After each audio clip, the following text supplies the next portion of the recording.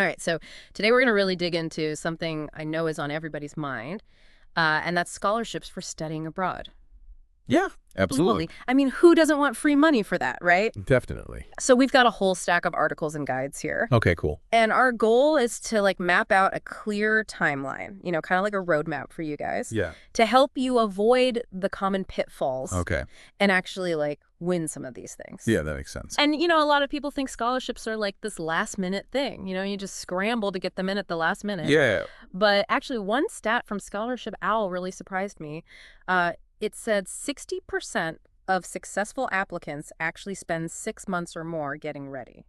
Wow. So that's a lot of time. Yeah, that really puts it in perspective. Yeah, it's not like a quick, fill out the form kind of thing. Right, and when you think about it, it makes sense. I mean, the National Center for Education Statistics says only about 7.6% of undergrads actually get a study abroad scholarship. Whoa, okay, so it's Okay. pretty competitive. It is. So, all right, so we've got 6 months minimum to be working on this. Yeah, at least. Where do we even begin? Okay, so the first thing is to understand that the ideal timeline starts way early, like 12 to 18 months before your program even starts. 12 to 18 months. Yeah, you got to think ahead. There's like a year and a half before I'm even on the plane. Yeah, exactly. Why so early? Okay, so think about those big-name scholarships like the Erasmus Mundus Joint Master Degrees, right? Okay.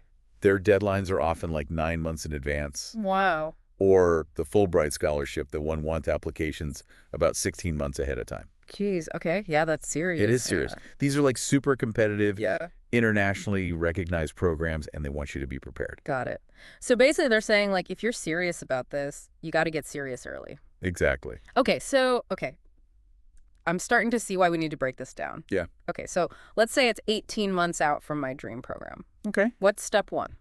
Research. Okay.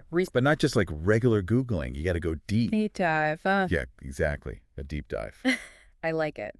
Okay, so where should I be looking besides just, basic Google searches? Okay, so definitely check out scholarship databases, right? There are tons of those out there. Yeah, okay. But also dig into university websites, go straight to the source. Okay. And even some government portals sometimes have scholarship information. Oh, wow. I wouldn't have even thought to look there. Yeah, sometimes you can find some hidden gems in those government websites. So basically cast a wide net. Exactly. Okay, so what about smaller, less-known scholarships? Are those even worth my time? Absolutely. Remember, it's not just about like the dollar amount. Okay. It's also about maximizing your chances of winning. Oh, that's a good point. Smaller scholarships often have less competition, Yeah, true. and they can still make a big difference. Every bit counts. Right, it all adds up. Exactly. So don't overlook those smaller ones. Okay, so don't be a snob. Yeah, exactly. Go for everything. Yeah. Cast a wide net and see what you can catch. Love it. Okay, so I've done my research. I've scoured the internet high and low. I've got my list of potential scholarships. Perfect. What's next? Okay, so around the 10 to 12 month mark, it's time to get real about eligibility. Eligibility, okay. Yeah, like you don't want to waste your time applying for scholarships you don't even qualify for, Yeah, that would be a bummer. right? Like Yeah. imagine spending hours crafting the perfect essay only to find out you needed a higher GPA. Oh, God, that would be heartbreaking. Right, so read the fine print. Yeah, dot your I's, cross your Yes, T's. please know what they're looking for. Okay, so double check, triple check all those requirements. Yes. All right, so I've done my research. Check the requirements. Great. What's next on the timeline? Okay, so now it's about 6 to 9 months out, and that means document prep. Document prep. Okay. Yeah, so we're talking transcripts, recommendation letters. Yeah. Yeah, all the official stuff. Okay, got it. Standardized test scores like TOEFL, IELTS, all those fun things. Yeah, all the paperwork. Exactly. Any tips for gathering these documents, especially those recommendation letters? Our research had a lot to say about those. Yeah, absolutely. So think about each document strategically, right? Okay. Your transcript shows, your academic prowess. Right. The test scores show your language proficiency. Okay. And those recommendation letters, they're like a glimpse into your character and your potential. Yes, it's like different pieces of the puzzle. Exactly. And speaking of recommendations, ask early. Give your recommenders at least 2 to 3 months notice. 2 to 3 months. Wow. Yeah, these people are busy. Professors, advisors, they've got a lot going on. Yeah, they're not just sitting around waiting for my email. Right. So be respectful of their time and give them plenty of time to write you a great letter. Makes sense. I don't want a rushed recommendation. Definitely not. Okay, so research eligibility document prep. We're like halfway through this timeline. What's the next big hurdle? All right, so now we're getting into essay territory. Oh, yeah, the essays. This is where a lot of people get tripped up. Yeah, I can see that. And it usually starts around the 3 to 6 month mark. Okay. So those essays, especially your personal statements, they're often like the make or break part of your application. Really? Yeah, this is where you get to tell your story, showcase your passion and really explain why you deserve this scholarship. Oh, so it's not just about like listing my accomplishment. No, it's about telling a story. Okay, a story. Yeah, like make them feel something, make them connect with you. Okay, so what are some common pitfalls to avoid with these essays? Our sources had a lot of opinions on that. Yeah, definitely. So one major pitfall is using like generic language or cliches, Yeah. like scholarship committees, they read tons of these essays. They can spot a generic one a mile away. Yeah. So don't just say you're hardworking and dedicated. Exactly. Like dig deeper, tell your story, use your own unique voice. Okay, so be authentic. Yes, be authentic, be you. Okay, so research eligibility document prep essays. We're getting close to the finish line here. What's next? All right. So ideally, you'll be submitting everything 1 to 2 weeks before the deadline. 1 to 2 weeks early. Yeah, think about it. A website could crash on deadline day, Oh my God. right? You don't want to be that person frantically emailing trying to get your application in. No, that's a nightmare. So submit early. It Right. shows you're professional, you're organized, and you respect the process. Okay, so peace of mind and good impression. Exactly. Well, wait. There's more to do even after I hit submit, right? You're right. It's not quite over yet. Yeah. Even after you submit, there's still follow-up and potential interview prep. Ooh. But we'll dive into those steps in the next part of our deep dive. Okay, so stay tuned. Yes.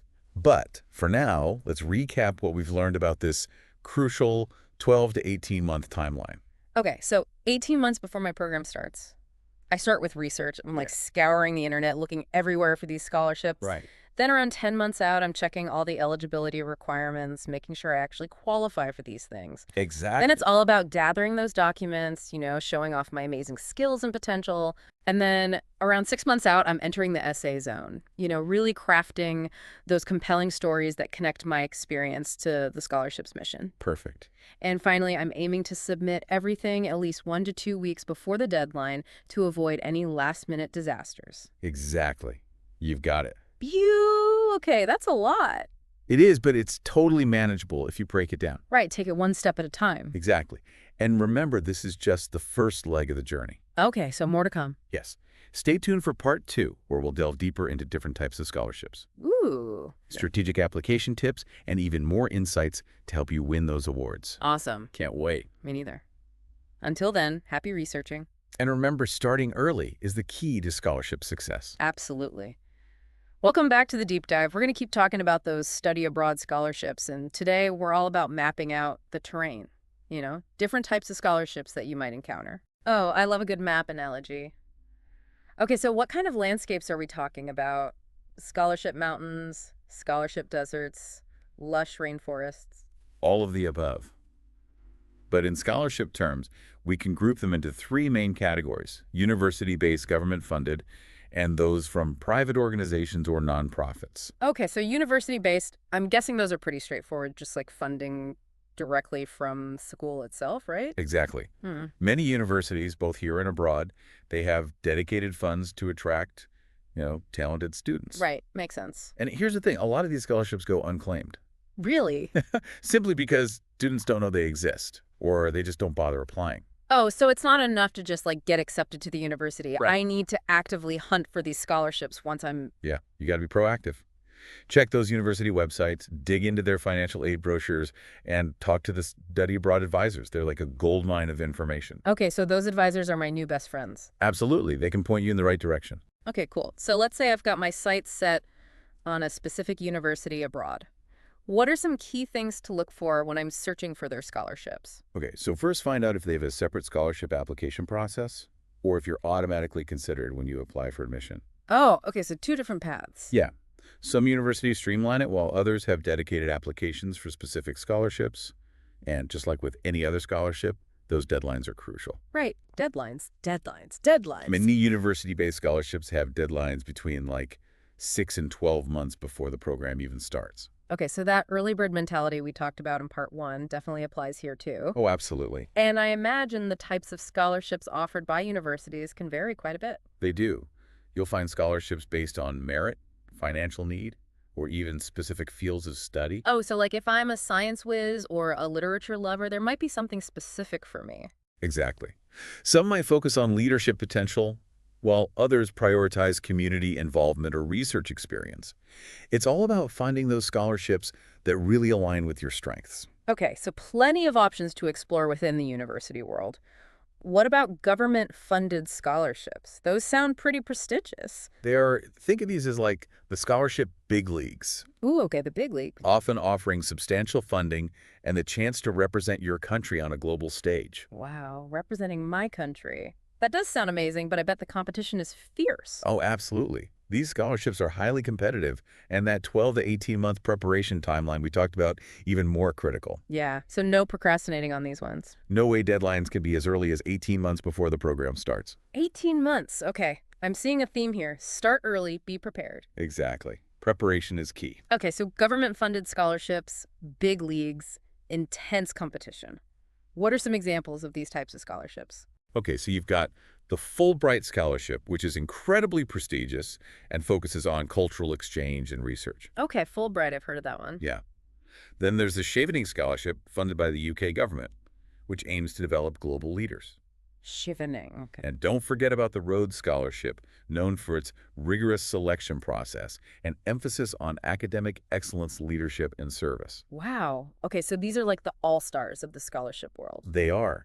And these are just a few examples. Each country will have its own set of government-funded scholarship programs. Got it. So do your research find out what your country offers? Exactly. All right, we've covered university-based, we've covered government-funded. What about that third category, the ones from private organizations and nonprofits? These can be the hidden gems. Hidden gems. Okay, I like the sound of that. They come from a wide range of sources: foundations, corporations, professional associations, even individual donors. Wow, so it's like a mixed bag of opportunities. It is. It's like a treasure hunt. You got to dig a little deeper to find them. So how do I go about unearthing these opportunities? Well, this is where those research skills really come into play. Think outside the box. Look for organizations related to your field of study, your interests, even your cultural background. So like if I'm passionate about environmental science, I might find scholarships offered by conservation organizations. Exactly. Or renewable energy companies. Yeah. If you're a first-generation college student, there might be organizations dedicated to supporting students like you. So really leverage those specific interests and background when searching. Yeah, make it personal to you. That makes a lot of sense. And what about competition? Are these generally less competitive than the university or government scholarships? Often, yes. Huh. Many of these scholarships have a narrower focus, so you might be competing with a smaller pool of applicants. Okay, so less competition, higher chances of winning. Potentially, yes. But that doesn't mean they're easy to get. You still got to put in the effort. Right, no free rides. Exactly. Okay, so no matter what type of scholarship I'm going for, starting early and researching thoroughly are key. Absolutely. Those are like the golden rules of scholarship hunting. Got it. But what about tailoring my application to each specific scholarship? I know you mentioned that in part one with the essays, but does that apply to like the whole application? Oh, absolutely. You're not just trying to convince them that you're a great student. You're trying to show them that you're the perfect fit for their scholarship. Right, so it's like a matching game. Exactly. You got to align your experiences, your goals, your values with the scholarship's mission and selection criteria. So each application needs to be like a custom tailored suit. Yeah, not an off-the-rack solution. Got it? Attention to detail. Exactly. What are some other common mistakes applicants make? I know we talked about generic essays, but are there any other pitfalls to watch out for? Oh, yeah, definitely. Yeah. One big one is neglecting to proofread carefully. Oh, yeah. Typos, grammar errors, those can be killer. They can. They make you look careless and unprofessional. Right. So proofread, proofread, proofread. Multiple times. Yeah. Another pitfall is not following instructions meticulously. Okay. Yeah, the instructions are there for a reason. It's exactly. If they ask for specific formatting or document types, make sure you adhere to those guidelines. Remember, attention to detail matters. Right, you gotta show them I'm serious and I pay attention. Exactly. But even with a perfectly crafted application, there's always the chance of rejection. How do you handle those scholarship setbacks? Well, first of all, remember that rejection is part of the process. Even the most qualified applicants face rejection at some point. Yeah. I guess that's true. It's not a reflection of your worth or your potential. Okay, but that's easier said than done, right? It is. Yeah. It can be tough to swallow those rejections, especially when you've poured your heart and soul into an application. Yeah, you feel like you've given it your all and it still wasn't enough. Right. But try to view rejection as an opportunity for growth. Use it to analyze your application, identify areas for improvement, and refine your approach for future applications. So turn those no's into stepping stones toward a yes. Exactly. And remember, resilience is key. Yeah. Don't let one rejection or even several derail your dreams. So keep your chin up and keep going. Exactly. Keep researching, keep applying, and keep believing in yourself. That's great advice. Okay, we've covered different types of scholarships, the importance of tailoring your application. What about the timing of applications? I know we've stressed starting early, but is there ever a strategic advantage to waiting until closer to the deadline? That's a great question, and it's something we'll delve into in part 3. We'll explore those different schools of thought on timing, weigh the pros and cons, and ultimately help you determine the best approach for your individual circumstances. Ooh, a cliffhanger. Yeah, you got to stay tuned. Okay, I'm intrigued. But for now, let's recap what we've learned about the different types of scholarships. Okay, so we explored university-based scholarships. Those gems often hidden in plain sight on university websites. Right, gotta do that deep dive. Then we tackled the big leagues, government-funded scholarships with a prestigious reputation and rigorous application processes. Definitely not for the faint of heart.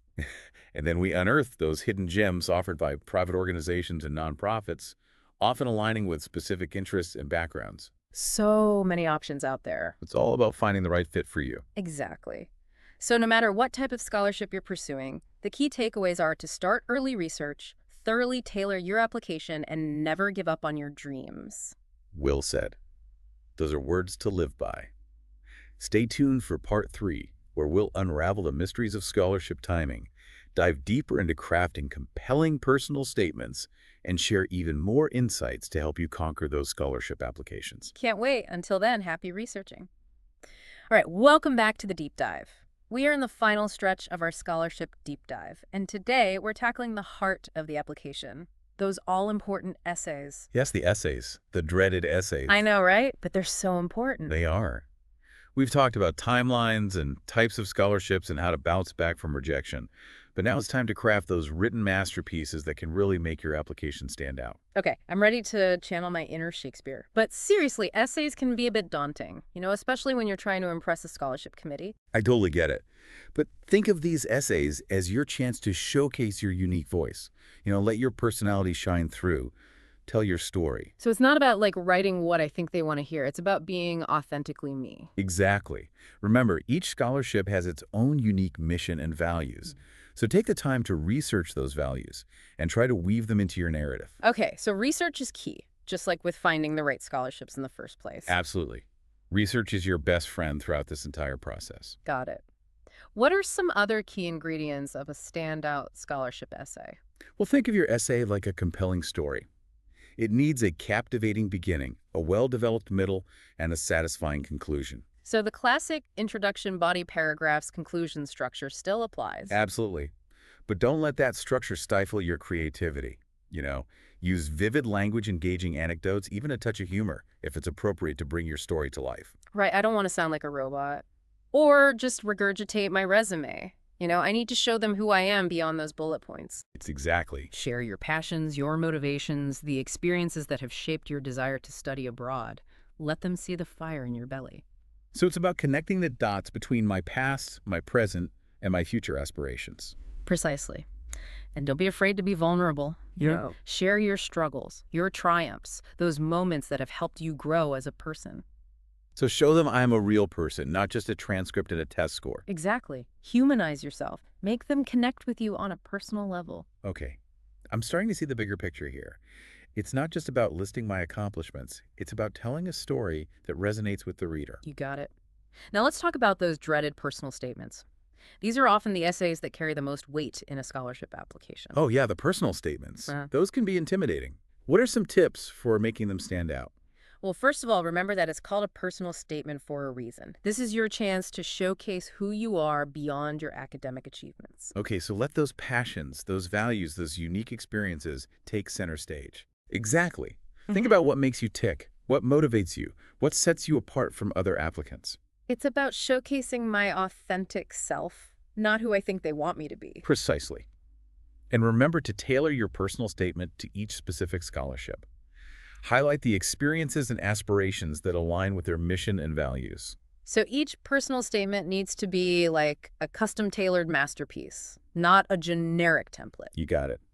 Each one should be unique, just like you. Got it. No cutting corners. Absolutely. Now, before we wrap up this section on essays, let's touch on a few common pitfalls to avoid. Ooh, I love a good cautionary tale. Ugh. What are those essay sins that make scholarship committees cringe? Okay, well, one of the biggest sins is neglecting to proofread carefully.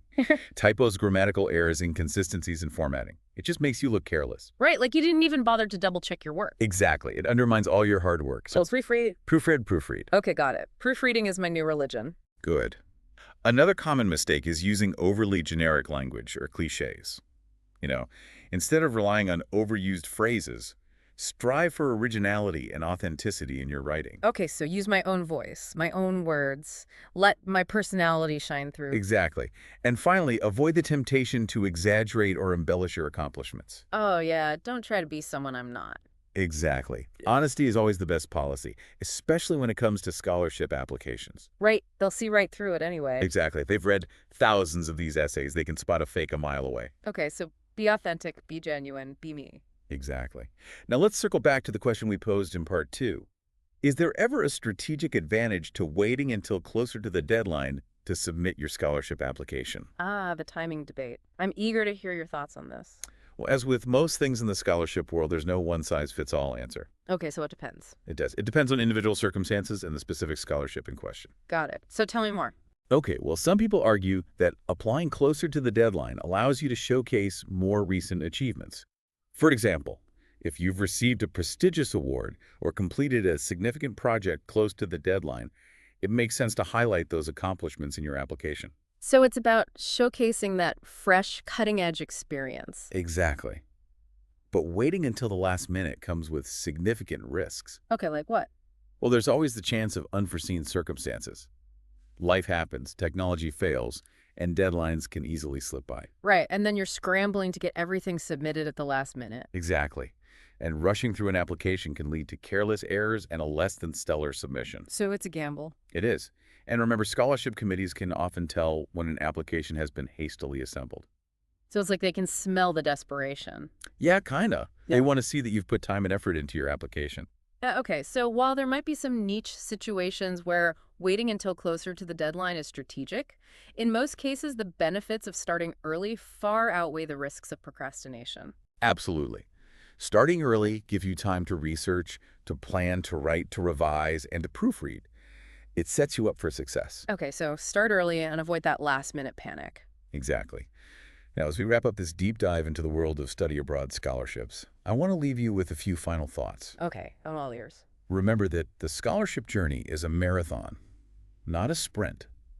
It's a process that requires patience, persistence, and a belief in yourself. Yeah, it's not going to happen overnight. Exactly. And even with the best preparation, there will be rejections and setbacks along the way. Oh, yeah, those rejection letters can sting. They can, but don't let those setbacks derail your dreams. Keep researching, keep applying, keep refining your skills, and most importantly, keep believing in your potential. So it's about embracing the journey, learning from those setbacks, and never giving up on those study abroad dreams. Well said. You've got this. I believe in you. Thank you. I needed that. So to all our listeners out there, go forth, fellow knowledge seekers, and conquer those scholarship applications. Yes, and remember, we're here to support you every step of the way. Good luck. And until next time, happy researching, and may the scholarship odds be ever in your favor.